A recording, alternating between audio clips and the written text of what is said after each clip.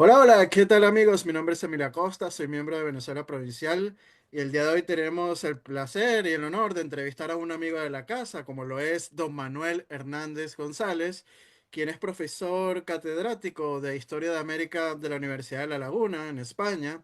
Ha sido profesor invitado y becario postdoctoral de la Universidad Johns Hopkins de Baltimore y ha publicado más de 60 libros, 10 de ellos en América, incluyendo el libro La otra migración canaria a América, mulatos y negros libres y esclavos, 1670-1820. Más de 50 ediciones con estudios críticos y más de 100 artículos. Es miembro de la Academia de la Historia de Canarias, de Cuba, de Venezuela y República Dominicana y ha ganado 6 premios de investigación histórica y el día de hoy estaremos hablando sobre la migración de esclavos y negros libres de Canarias a Venezuela, que es un tema poco estudiado, esta migración de esclavos desde las Islas Canarias hacia Venezuela, y es que Venezuela se convirtió en el segundo gran destino de los esclavos negros canarios, y el auge de la economía cacautera explica tal demanda, además de un destino migratorio de progreso para los negros libres isleños. Así que sin más, bienvenido una vez más a su casa, don Manuel, a Venezuela Provincial. Muchas gracias. Bueno, don Manuel, como hemos citado, la emigración canaria hacia América y en especial a Venezuela no solo eran de familias blancas, también hubo esa emigración tanto de esclavos y negros libres. Así que háblenos un poco de cómo era la vida en las islas de estos personajes y cómo empiezan a cruzar el charco. Sí, esto conviene señalarlo porque hay toda un olvido, vamos a decir así. El otro día me estaba llamando la atención porque me vi una película de El hombre que sabía demasiado, de la segunda versión del famoso eh, eh, director británico especializado digamos, en películas de suspense, Hitchcock. Ujú, Y entonces esa película estaba ambientada, esa segunda, en Marrakech, en Marruecos. Y James Stewart le dice a Doris Day, que eran los protagonistas, que dice, me parece que Marruecos es menos negro que Kentucky, menos africano que Kentucky, perdón. Eso tiene que ver para ver el concepto que se ha generalizado curiosamente en todas las ideologías en América, tanto los sectores chavistas como los sectores que llaman woke, como los sectores conservadores, de considerar que África solo es subsahariana y negra, y además no es mestiza. Esa es otra de las cuestiones, porque para los norteamericanos el negro es negro aunque sea prácticamente blanco, solo con que tenga el pelo rizado. No existe ujú. el mestizaje ni les interesa que exista. Además, siempre lo han considerado un peligro social. Por eso incluso mandaban a los negros libres a Liberia, a África, porque no podían estar, no, entendían que no podían estar allí. Digo esto porque los canarios en el mundo del Caribe y entre ellos Venezuela jugaron un papel fundamental en toda la sociedad y en el conjunto de la sociedad y en todas las clases sociales y en todas las etnias.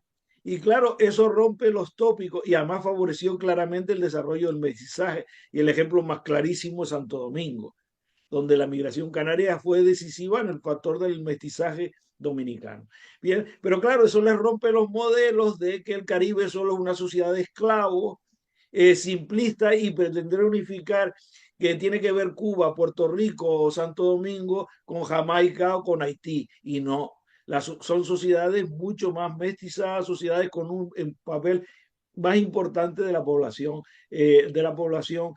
vamos a decir así, de la población blanca y la población mestiza.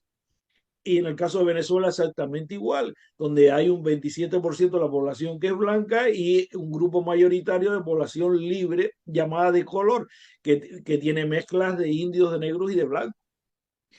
Entonces, digo esto porque Canarias hay que tener en cuenta que fue conquistada. Se acabó la conquista de Canarias en 1496 y Canarias irrumpió ya antes de la conquista, desde la conquista de Gran Canaria y de La Gomera, como centro azucarero. Y el azúcar trajo la esclavitud, fundamentalmente la esclavitud subsahariana, lo cual contribuyó al mestizaje de la sociedad canaria.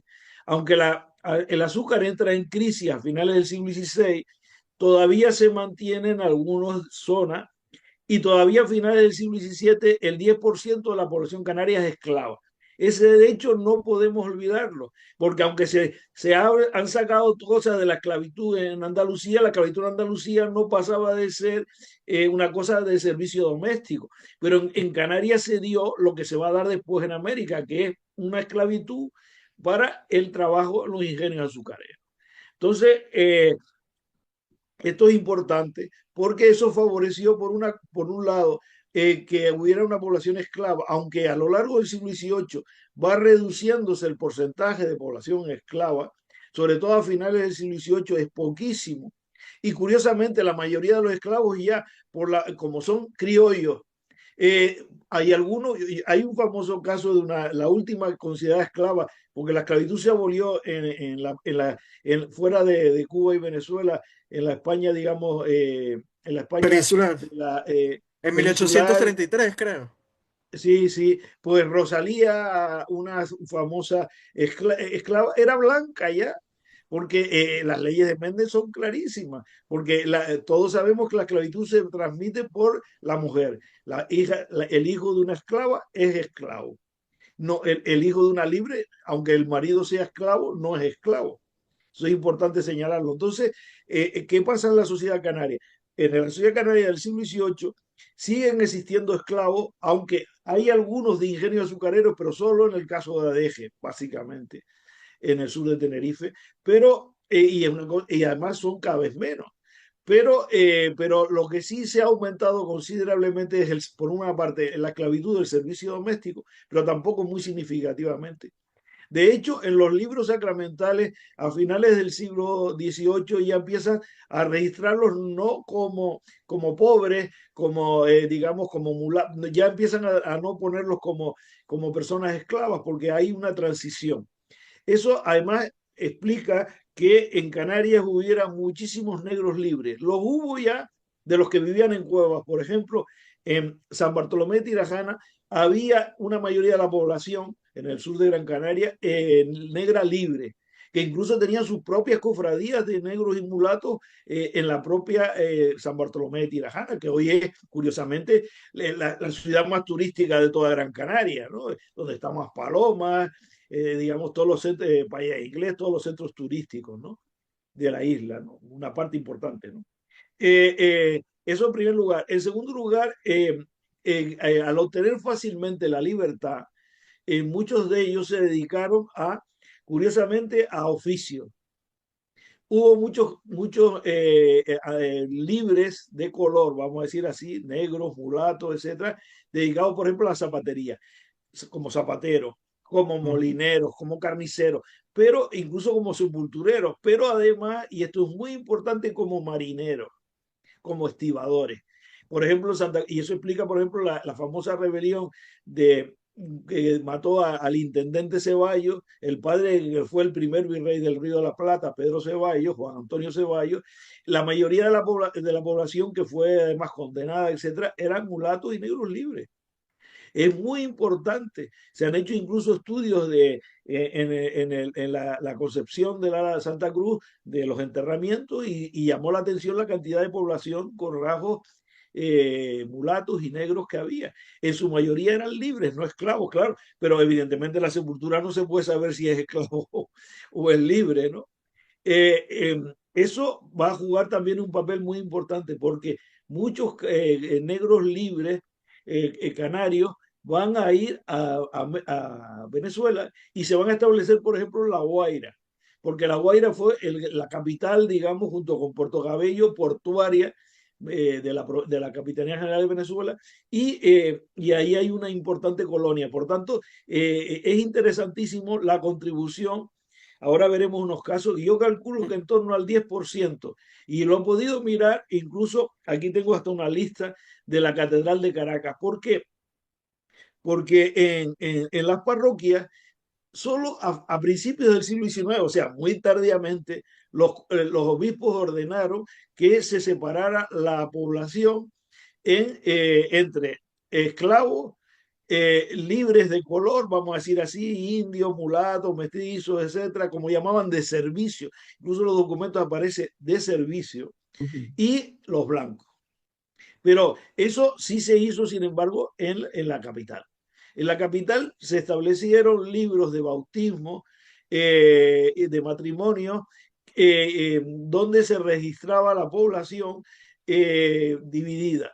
Libros especialmente para en la catedral, que fue la única parroquia hasta 1750 de Caracas. Después fue una de las cuatro que se mantuvo de la Caracas, digamos, el casco histórico, porque claro, Ujú. están otra serie de municipios que hoy son parte de Caracas, pero se consideraban zonas rurales como Petare, Chacao, que es mucho más tardío, pero La Vega, Baruta, Latillo, San Diego y San Antonio de los Altos, etcétera, ¿no? Entonces, en esos libros de la Catedral de Caracas, yo me he encontrado en torno a un 10% de la población canaria que se casa, eran llamados, digamos, mulatos, que habían emigrado, tanto esclavos como, porque un esclavo podía casarse con una libre, mucha gente no lo Ujú.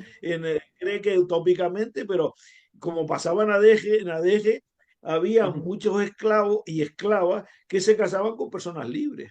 Y que incluso en los censos, por ejemplo, en 1771 dice marido libre de una esclava que está en América, tan indias, como decían en aquella época Ujú. de América. Entonces, fíjense ustedes, yo voy a registrar, por ejemplo, algunos ejemplos de esto de la Catedral de Caracas. Por ejemplo, en 1792, eh, Luis Pereira Mestizo, hijo de Teresa India Libre, natural de Pedrare, y María García, natural de Santiago, en la isla de Tenerife, Santiago hoy llamado Santiago del Teide, Ujú. pues se casan. O Francisco, y eso están en los libros de No Blanco, ¿no? Francisco López y Juan Estario, naturales ambos de Tenerife, hijos de padres desconocidos, también figuran, o sea, expósitos, figuran en el libro de No Blanco. En 1692 o 1691 aparece un mestizo natural de Pamplona en Nueva Granada, Juan Eusebio de la Cruz, que se casa con una canaria natural de La Laguna, Juana María Franqui. O el pardo libre, Gregorio Díaz, natural de la villa de Teguise, en Lanzarote, se casa, viudo de Jerónima María, vecina de La Laguna, se casa con Luisa Suárez, que es hija hija de Antonio Abreu y Ana Suárez, y era natural de Los Realejos en Tenerife. Eh, Podemos seguir, yo tengo aquí que he ido registrando gracias a Sí, los si quiere, mormones. si quiere yo le cito lo que usted señala en su libro La otra migración canaria a América, mulatos y negros libres y Sí, no, esclavos. pero esto Sí. lo hice después, porque Ah, vale, vale. los mormones no pusieron en digital hasta fechas mucho más recientes la Bueno. documentación. Y Sí, entonces sí, si yo, quiere sí por, cita esos datos y después yo voy con lo de su libro, ¿vale? sí, sí. Entonces, bueno, yo no voy a seguir, pero digo que eran como un 10. Tengo puesto una lista de Ujú. varias hojas que no voy a estar repitiéndolas aquí porque sería muy monótono. Pero es interesantísimo todo esto. Entonces, podemos decir que entonces en el Valle, en el Caracas casco, en lo que es el casco histórico hoy de Caracas, hay un porcentaje altísimo de canarios que eran negros, mulatos, y tanto libres como esclavos. Por lo tanto, eso rompe un tópico muy grande. Y no podemos entender, y eso explica también un factor importante, que ahora hablaremos, que me parece significativo, que es eh, por qué los canarios eran valorados como blancos de orilla. Y Ujú. por qué hay siempre una sospecha como la que se ve en el padre de Miranda y en la mujer del padre Miranda, que encima hemos demostrado clarísimamente que no tenía que era hija de un portugués y de una canaria.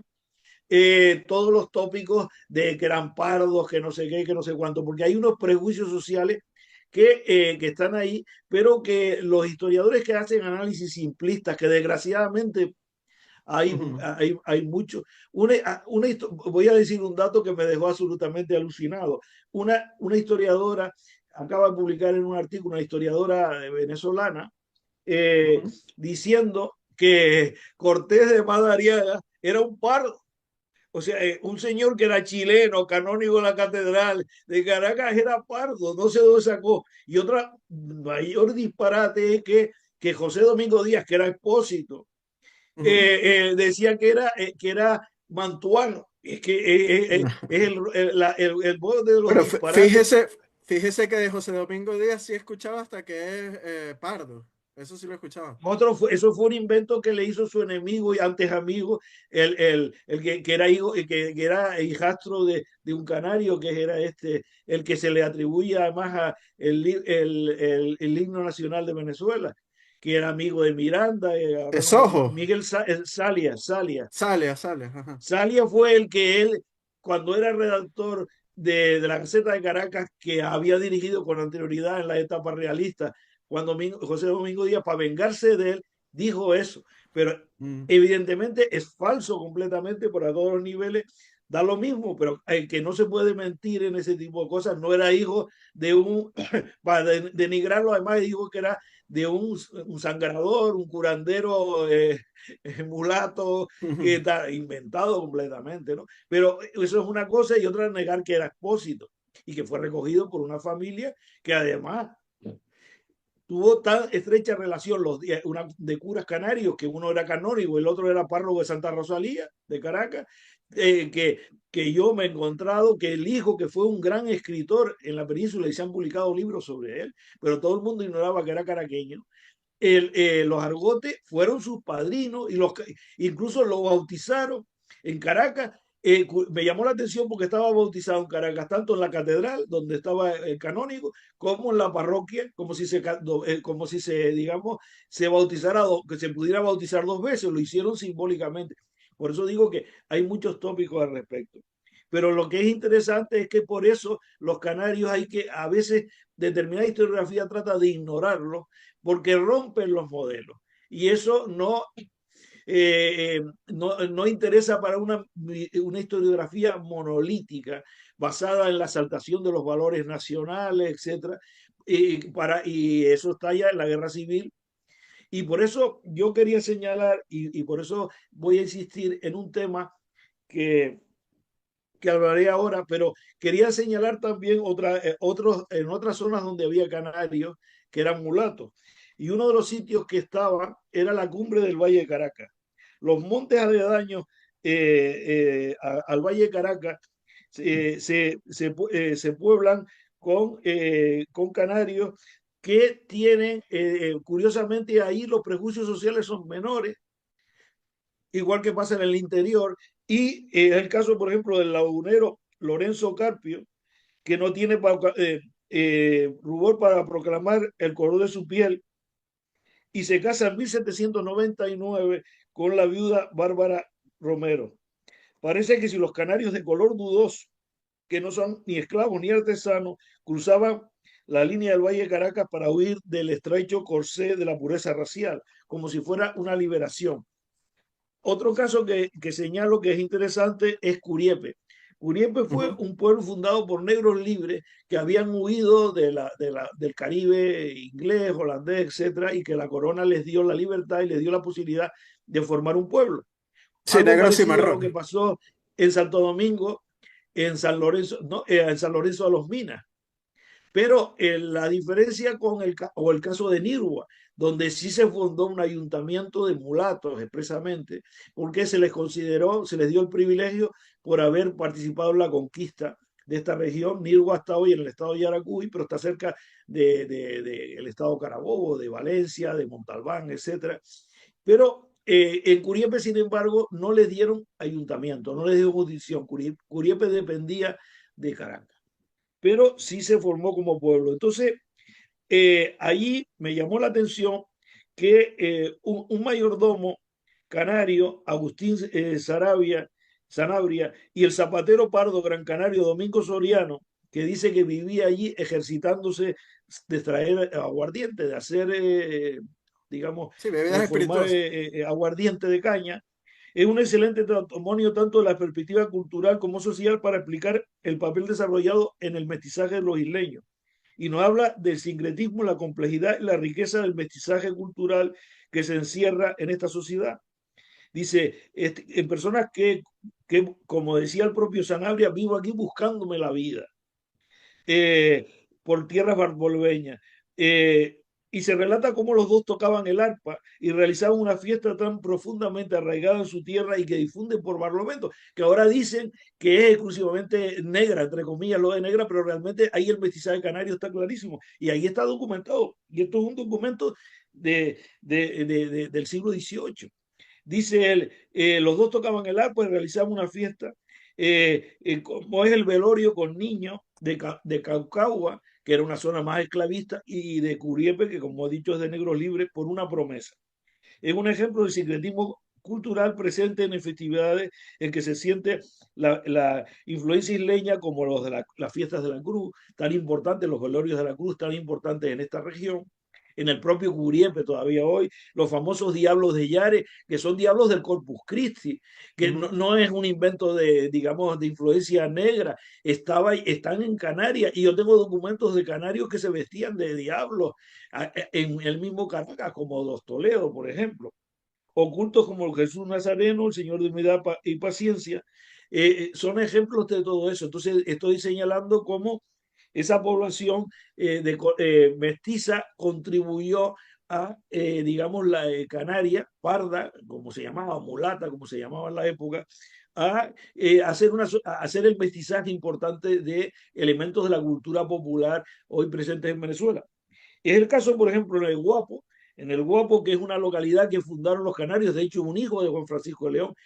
El Guapo está a continuación de Barlovento, digamos, donde se estableció en Panaquire el famoso reino Juan Francisco de León, pues su hijo Nicolás se estableció allí y de hecho fue teniente, después de haber sido expulsado a Cádiz por la corona, él retornó porque sabemos que como consecuencia de la rebelión de su padre, fueron todos ellos, toda la familia desterrada a Cádiz, pero el padre murió allí, Juan Francisco de León murió allí, pero los hijos retornaron.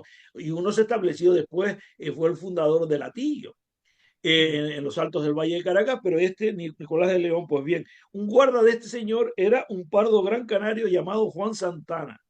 Sabemos que Santana es el nombre de los expósitos en Gran Canaria por la Catedral de Santa Ana y por eso hubo muchos expósitos, incluso un secretario de Bolívar, que su Ventura Santana, era expósito de otro expósito canario, que lo dice en su propio testamento. Aunque en determinada historiografía, entre ellos el Diccionario de Historia de Venezuela, dice que era una familia del siglo XVII, no, esos señores nacieron en Canarias a finales del siglo XVIII. O sea, pero claro, había que ennoblecerlo porque es que los Santana se casaron, estos Santana, los descendientes de ellos se Ujú. casaron nada más y nada menos que con hijas de Juan Vicente Gómez, del presidente de la República, famoso Juan Vicente Gómez.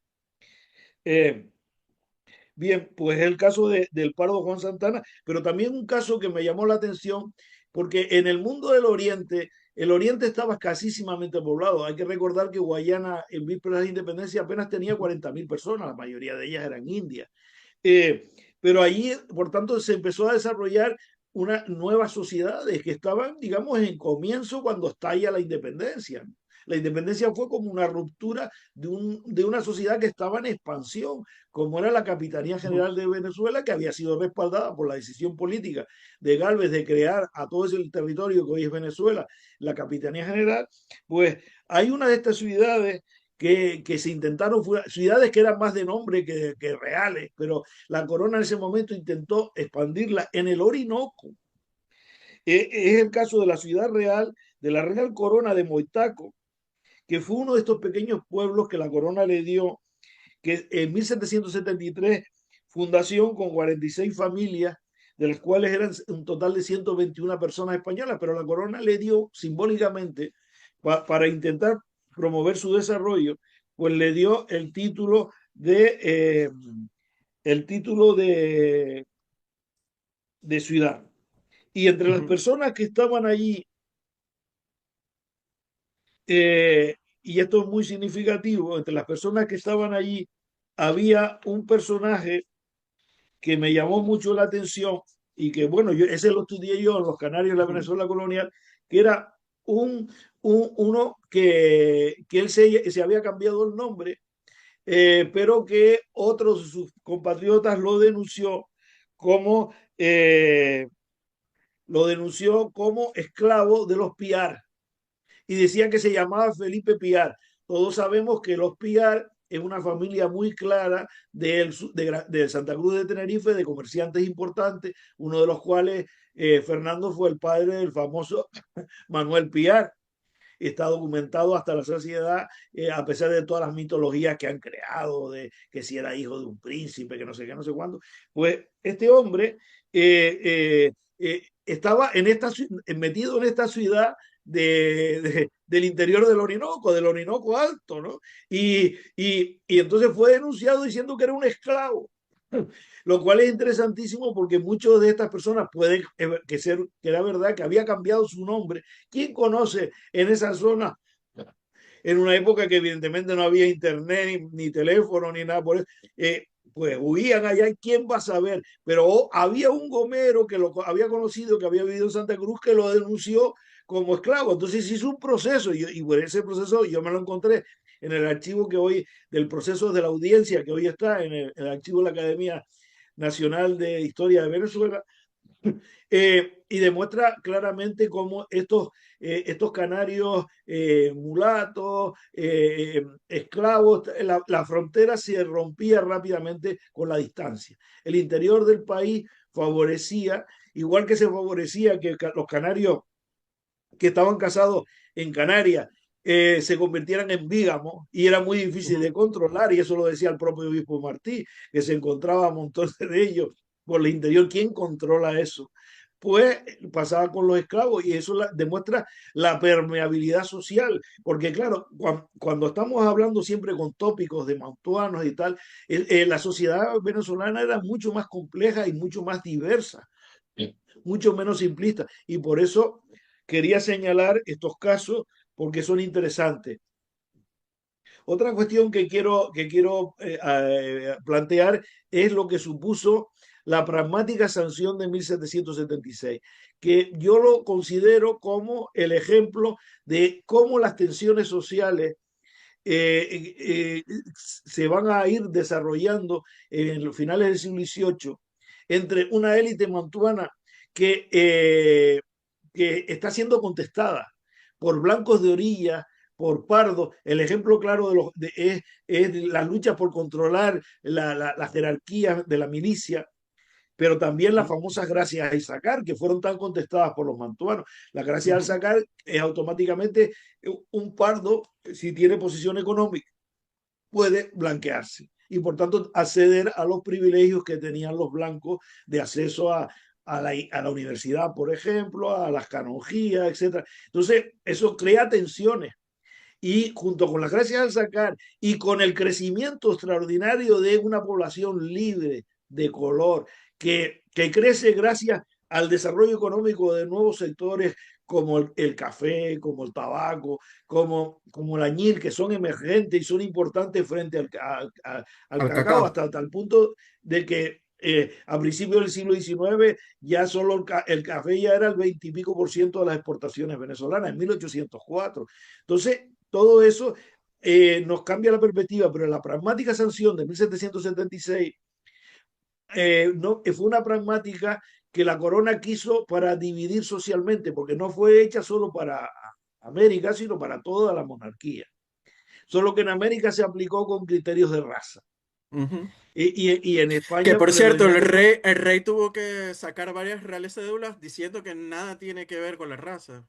Lo sacó varias veces y Sí, lo pero en la aclaró. práctica se dio, y yo tengo muchísimos procesos que trabajé en la audiencia de Caracas, que están publicados, donde se demuestra claramente las tensiones. Fíjate tú que el propio de Pons, el famoso viajero francés, se dio cuenta, dice, los canarios que antes eran los que se casaban con personas de color y tenían menos prejuicio, Y hubo casos que incluso lo recogió hasta Vallenilla Lanz, de una canaria que en Coro se iba a casar y resulta que la habían apuntado en los libros en Coro que había Ujú. mucho racismo.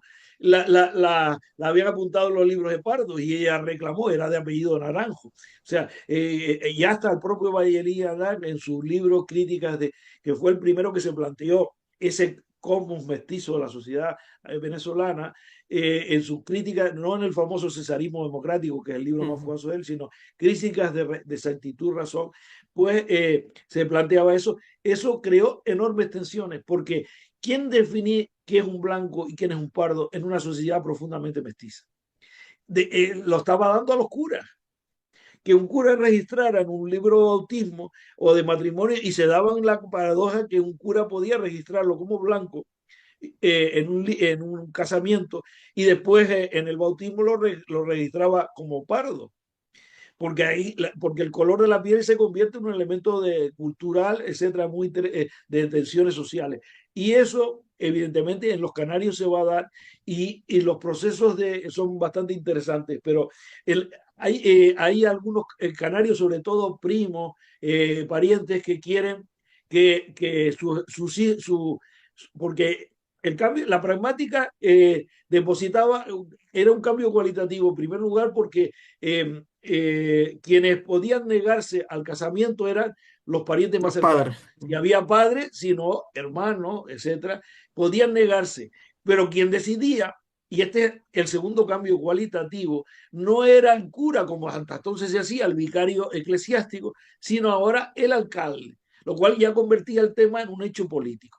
Eso fue una de las cuestiones que favoreció, digamos, las pugnas sociales porque Ujú. depositaban primero en los padres o en los hermanos la decisión de evitar que se casaran, que hasta entonces podían casarse y de hecho había lo que llamamos palabra de casamiento, que si tú querías casarte con una persona, independientemente de su posición social, eso pasaba en España y pasaba en América, no había nadie que lo negara porque, porque frente a los tópicos, el matrimonio, hasta la ley de 1803, que solo se aplicó realmente a Cuba, que prohibía los matrimonios interraciales, nunca hubo prohibición de matrimonios interraciales. Lo que había era prejuicios sociales, pero no prohibición. Y la iglesia además favorecía sistemáticamente para evitar, por eso el caso que una vez hemos citado de San Antonio María Claret, cuando se le tocó las prohibiciones interraciales, que dice, no, pero entonces vamos a dejar aquí a un montón de gente con hijos naturales porque no se pueden casar, viviendo y teniendo un montón de hijos y viviendo juntos en concubinato, como se decía en términos de la época. O sea, que todo eso creó esas tensiones y esas tensiones se agudizaron después en la independencia. Porque ahí hay, esa amalgama explica mucho esos factores. Y algunos canarios, como digo, tuvieron, querían oponerse al casamiento de sus hijos o de sus hermanos con mujeres que ellos consideraban de peor condición social. Y entonces empezaban a discutir y la peor condición social para ellos es pardo. Pero como pasaba en un caso de un natural de Santiago del Teide, que fue un proceso de eso, que un primo de él lo denunció cuando se iba a casar y él quería casarse, y dice, esa mujer es parda. Y entonces salió el abogado defensor de la mujer, digo, pero si ese señor que viene descalzo de Santiago del Teide era González de Fuentes, pariente de otro que fue un gobernador en Barinas importante en la guerra de independencia, que era hermano de él. Pues decía, pero si ese señor viene descalzo y es además el color de la piel de él es más oscura que el de, que el de de la mujer con la cual se va a casar. O sea, y la única conclusión es que en uno de los libros de Sacramentales la habían colocado como parda, pero en el otro la habían colocado como blanca. O sea, las contradicciones. Entonces, eso creó enormes tensiones. Pero hubo algunas personas, y voy a citar un caso porque me parece interesantísimo, algunos canarios que a pesar de que sus parientes chocaban con ellos, lucharon y tuvieron la valentía de, digamos, de proclamar que ellos querían casarse con las personas independientemente de que fueran rechazados socialmente. Y tengo el caso de un gomero, Antonio García Mora, natural de la isla de Gomera y que vivía en Venezuela, que requiere al capitán general de Venezuela, porque estamos hablando de que la competencia ya era con la pragmática sanción de 1776 Ujú. en los alcaldes. Dice que le otorgue pide él, sabiendo que se les iban a poner, que le otorguen la licencia para contraer matrimonio con María Techa García de condición parda. Aduce que sabe él que debe autorizarlo de acuerdo con la pragmática de 1776, pero García dice que está dispuesto a sufrir las penas que castiga, dice textualmente, las penas que castiga el soberano los matrimonios desiguales, pues no puede por menos que amparar a la dicha María eh, eh, eh, a la dicha María, recompensándola así a su honor como la fecundidad que le ha causado. Acto seguido, el gobernador le declara incluso las penas y los apercibimientos y le concede la licencia. Esto demuestra claramente, primero, que él, a pesar de que la ley, claro, la pragmática tuvo, y eso en Canarias pasaba exactamente igual, yo lo he trabajado en Canarias, se aceleró enormemente la cantidad de hijos ilegítimos, porque hasta entonces las palabras de casamiento obligaban, otra cosa que se fugaran, pero obligaba a los jóvenes varones a casarse con las mujeres. Ahora la pragmática, al depositar en los padres podían rechazarlo. Y entonces, en este caso, dice, esta mujer quedó y tal, y yo no puedo, a pesar de que he incumplido la ley, me someto a la voluntad del capitán general, pero me caso con esta señora. O sea, es interesantísimo, ¿no? Pero explica también las contradicciones sociales que se estaban desarrollando con esto. Esto pasó también en España, pero en España era más por cuestión social. Yo escribí un libro sobre un personaje caraqueño importantísimo que fue ingeniero militar de, de de Cádiz, ingeniero jefe de Cádiz, que es José de Pozo y Sucre, tío del famoso Sucre, que él vivía con una criada con la cual tuvo dos hijos. Y él quería casarse, pero le prohibían porque la pragmática sanción, y incluso declaró en su testamento que fuera reconocido como hijo, pero y pidió legalizarlo, pero en la ley estaba en contra. Sí, es muy importante lo que señala don Manuel, porque esta pragmática, como dije antes, fue aplicada en las provincias de ultramar, sobre todo a partir de 1778, esta fecha, cuando el problema vino, cuando algunos criollos empezaron a usar la pragmática para demostrar esta desigualdad racial, ¿no? En el pretendido matrimonio, algo que no buscaba la ley, sino más bien como una especie de igualdad social, ¿no? Y el Consejo de Indias, como le comenté, tuvo que dictaminar luego lo siguiente, abro comillas para que se sepa bien. No se entiende dicha pragmática con los mulatos, negros, coyotes e individuos de castas y razas semejantes, tenidos y reputados públicamente por tales. Fin de la cita, ¿no? Del dictamen del Consejo de Indias, ¿no? Siempre hay que dejarlo claro, ¿no, don Manuel? Sí, lo que pasa es que evidentemente, primero, lo que está diciendo no es que no se le impida a los blancos casarse, que eso lo deposita en sus padres, sino que ese problema no se dictamina en las personas que no son, que son los dos contrayentes, indios, mulatos, negros, como ese, o sea, pero está diciendo claramente que sí, porque de hecho hay que ver que en 1803 se hace otra que ya clarísimamente prohíbe, ya no por los padres, no por los hermanos y los más allegados, sino directamente por el rey en los matrimonios interraciales. Sí, La pero pragmática. nada más se aplica a Cuba, hay que señalar eso también. Sí, sí, a Cuba porque ya no hay tiempo para aplicarla en ninguna otra parte, ¿no? Pero, pero lo que es interesante es que la pragmática sí dividió socialmente. El objetivo de la pragmática dice que evitar las tensiones sociales con matrimonios desiguales. Ese era el objetivo, porque eso se aplicó. Y yo siempre cito el caso porque me parece muy significativo, la condesa de Montijo, una grande de España, viuda, con hijo, se casó con el canario, que era noble como ella, pero no era grande de España. El grande de España era un reducto de 50 familias nada más.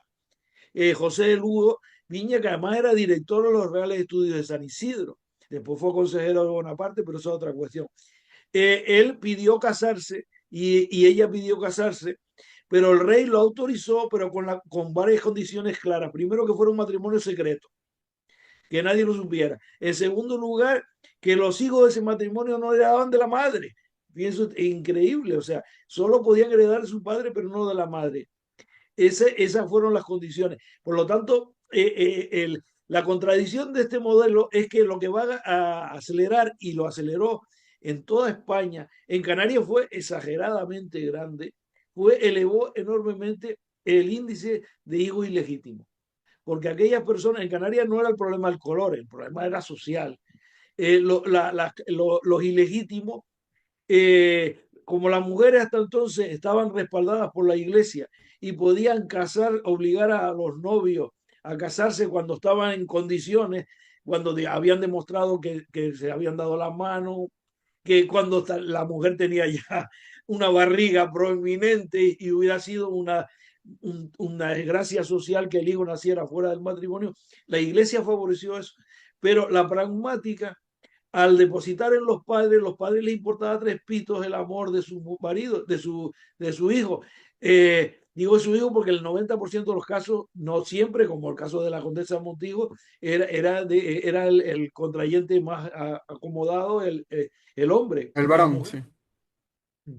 Entonces, ellos lo que querían era que su hijo no se casase con una que consideraban ellos socialmente desigual, distinta, etcétera, y que los padres lo que querían, piensen que hay que ver que hay una institución que se llama el mayorazgo, que funcionaba en las élites, que obligaba para ser mayorazgo a una serie de condiciones, entre esas era justamente casarse con una persona de su mismo origen social, y si no perdían el mayorazgo. O sea, socialmente las élites querían evitar los matrimonios desiguales.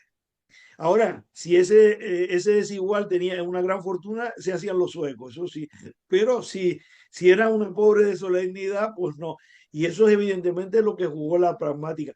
Con el objetivo de evitar los matrimonios desiguales, en la práctica vas a desarrollar las tensiones sociales, porque aquellos que se les niega el acceso al matrimonio y encima quedan embarazadas, obviamente los hombres no se pueden quedar embarazados, pero las mujeres sí, estás creando una desgracia social para esas mujeres en una sociedad en que tener un hijo fuera del matrimonio era un tabú, y hay que ver en cuenta que el tema de la ilegitimidad fue solo aprobada con la Constitución de 78. En el régimen de Franco todavía el ilegítimo no tenía derecho, y menos el no reconocido. Pero incluso el reconocido no podía heredar sino una octava parte de la herencia, pasando por encima de ellos sus hermanos, digamos, dentro del matrimonio. O sea, había una discriminación social que se va a mantener incluso hasta bien entrada, hasta prácticamente el último tercio del siglo XX. Eso debemos tenerlo en cuenta de todo este. Y la pragmática aceleró esas cuestiones. Igual que la otra de 1803, creó tensiones enormes en Cuba, claro.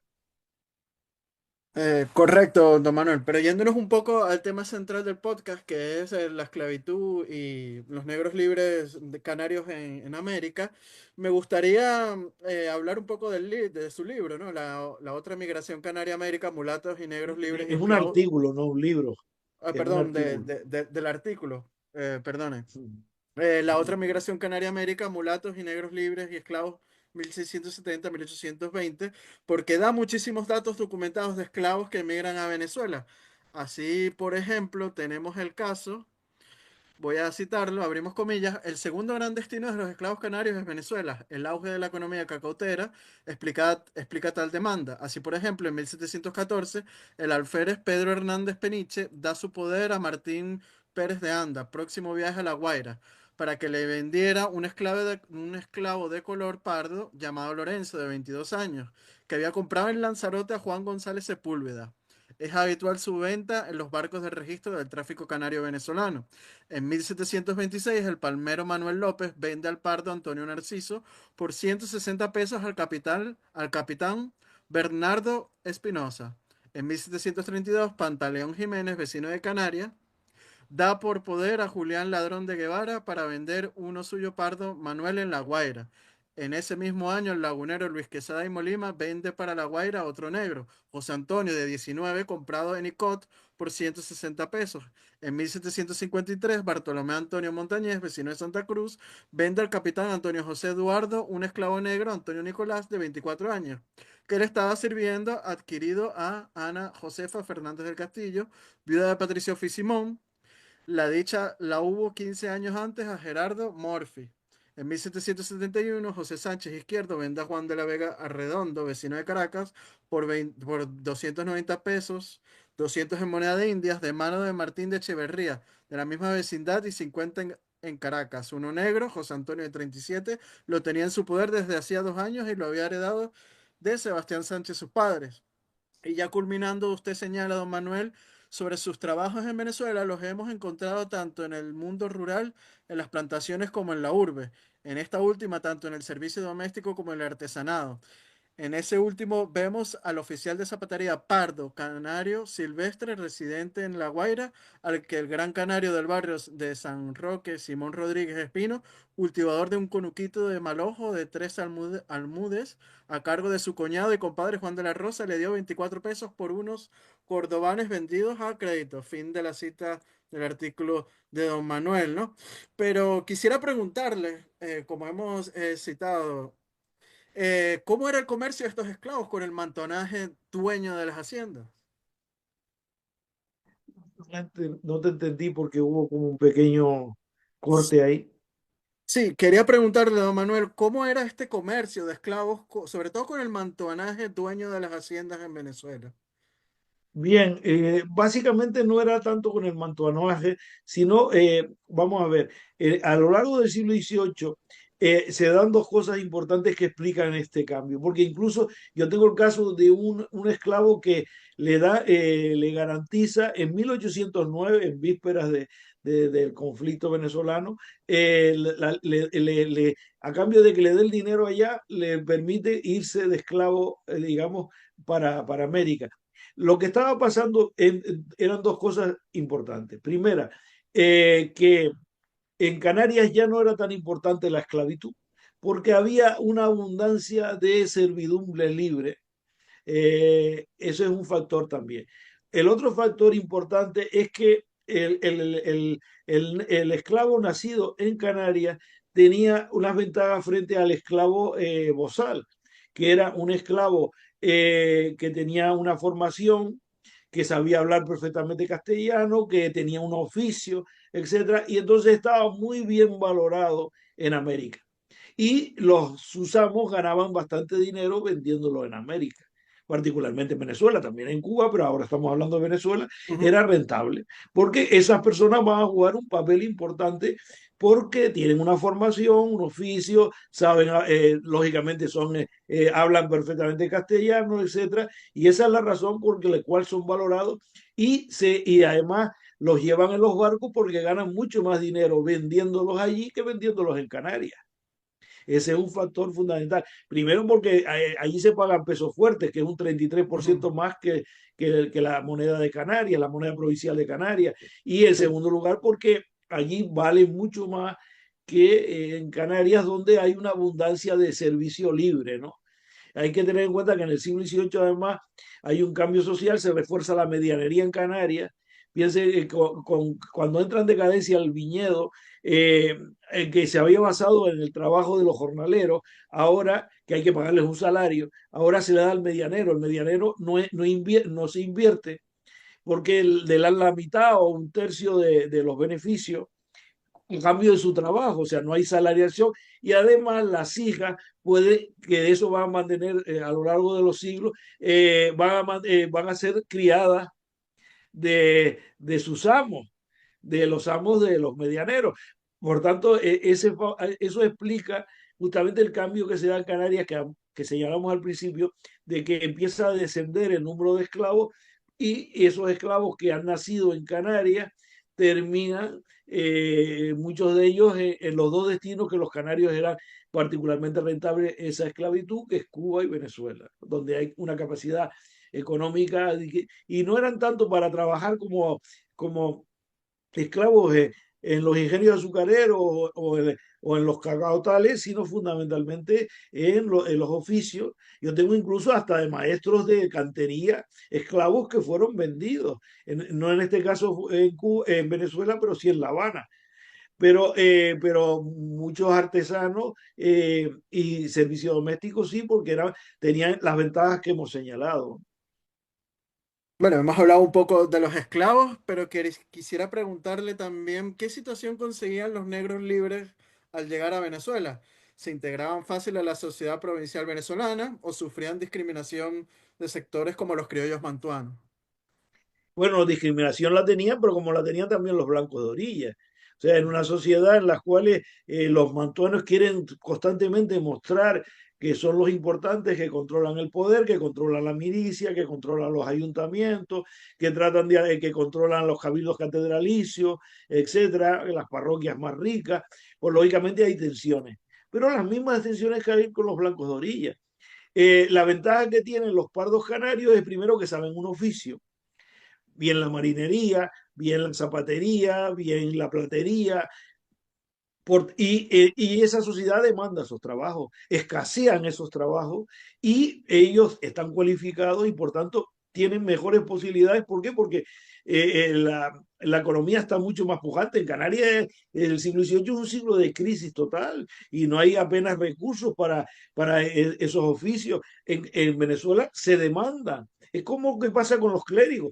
En Canarias emigra masivamente un montón de clérigos a Venezuela. ¿Por qué? Y a Cuba, porque tienen mucha más posibilidad de futuro y en Canarias las capellanías están en bancarrota porque las capellanías viven del cultivo de los viñedos. Si los viñedos se venden mal, pues no hay posibilidades. Por eso emigraba, pues igual eso le pasaba a todos los canarios, de todas las clases sociales y de todas las etnias.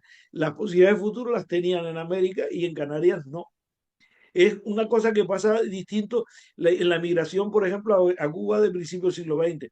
La migración a Cuba del siglo XX, las circunstancias son distintas. ¿Por qué? Porque Canarias está en expansión económica. Pero ¿por qué migraba la gente? Para trabajar como animales, ahorrando, porque ahí se pagaba los pesos cubanos, valían igual a un dólar y se ganaba muchísimo más. Se trabajaba y con ese dinero tú podías retornar, por eso el 70% retornaba. La gente que migraba de Canarias a Venezuela en esta época nunca retornaba, salvo el Ujú. 5% como mucho. Entonces, pero en esta época sí, porque con ese dinero tú podías comprar un trozo de terreno, montar un pequeño negocio, etcétera, y son distintas las circunstancias, pero en el siglo XVIII la expansión está allá y la crisis está en Canarias, eso es evidente.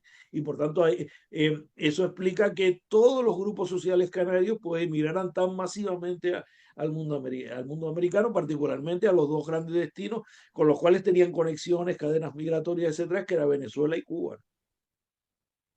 Así es, don Manuel. O sea, no solamente los blancos canarios emigraron a América, también se da esta migración canaria de negros y de negros libres y de esclavos, en especial a Venezuela, que es muy desconocida, ¿no? Y que esperemos que el día de hoy la gente pues conozca que no todo fue de raza blanca quien, desde las Canarias que emigraron a la zona del Caribe, sino también estos negros libres y estos esclavos. Así que bueno, don Manuel. De verdad que ha sido un gusto tenerlo el día de hoy, una vez más en Venezuela Provincial, compartiendo sus luces, que siempre aprendemos muchísimo y las cámaras son todas suyas para despedirse de nuestro público. Muchas gracias a ti por haberme invitado a participar en Venezuela Provincial y lo mismo pues al público espero que le haya sido interesante y por lo menos abrir el debate sobre muchas mitologías en los cuales pues todavía desgraciadamente sigue funcionando mucha historiografía de ambos lados del océano. Así es, esperemos que se caigan muchos mitos, ¿no? Esto sobre todo mitos que provienen incluso de los mismos Estados Unidos que no tienen nada que ver con el mundo hispano, como usted ha dicho. Quisiera traer a colación el caso de Colin Powell, el que fue secretario de Estado de Estados Unidos, que lo consideraban negro en Estados Unidos y lo ves y se ve que es como pardo, ¿no? Y a veces tenía que pasar por puertorriqueño porque en los años 60 todavía había esa discriminación que los negros no podían entrar a No, es comedores. como el caso de Obama. Obama, su madre es de origen germánico, es blanca. Entonces, ¿que Obama es negro? No, Obama es mulato. Y mulato, claro, el caso de la famosa actriz norteamericana que se casó con el príncipe Eduardo de Inglaterra, que en cualquier parte del mundo pasaría como blanca, pero en Inglaterra le han echado todos los perros habidos y por haber, porque su padre era blanco, de origen inglés además, y su madre era mulata y ella nació prácticamente blanca, vamos a decir, pero ese estigma ahora se quiere introducir también en la América hispana. Y la última gran chorrada de todo eso es la denominación de afro-latino Ujú. a las personas de color Sí, de la América española. Esa es la última gran chorrada que viene de Estados Unidos, de anular el mestizaje, que parece que es el objetivo fundamental, y es el decir los afrodescendientes que se supone que son personas que nunca se mezclaron, que siempre eran negros retintos, vamos a decir así entre comillas, que es la cuestión que se está dando como gran panacea y gran mito en esa historiografía que desgraciadamente domina, y como digo, en ambos lados del océano, desgraciadamente. así es, se está importando pues eh, teorías raciales que no provienen del mundo hispánico, sino del exterior. Así que bueno, ha sido un gustazo, como dije anteriormente, don Manuel, haberlo tenido el día de hoy y recordarles a la gente que si les gustó este video, darle me gusta y compartirlo para así llegar a más público. Nuestros artículos de investigación histórica los publicamos diariamente, todos los días en nuestras redes sociales, como lo son Instagram y Facebook de Venezuela Provincial. Si quieren ser pues mecenas o patrocinantes de nuestro proyecto de divulgación histórica, pueden hacerlo a través del Patreon de Venezuela Provincial con tan solo 1 euro, don Manuel, lo que puede costar una lata de refresco en un supermercado, ya nos están ayudando mucho en esta labor de divulgación histórica. Aprovechamos para enviarle un fuerte saludo y abrazo a nuestros mecenas y patrocinantes, como lo son Gabriela Arrieta, Ángel Suárez, Juan Cristóbal García, Lomel Lizam, Domingo González, Miguel Curvelo, Jan Rosales y los miembros del canal de YouTube África del Valle y Antonio Maraquian, que esa es otra forma también de apoyarnos, haciéndose miembros en nuestro canal de YouTube. Así que bueno, don Manuel, encantado una vez más de tenerlo aquí y sabe que esta es su casa para hablar de estos temas históricos que nos unen de un lado y del otro del charco. Le mando un fuerte abrazo hasta la hermosa isla de Tenerife y hasta una próxima oportunidad. Chao, chao. Adiós.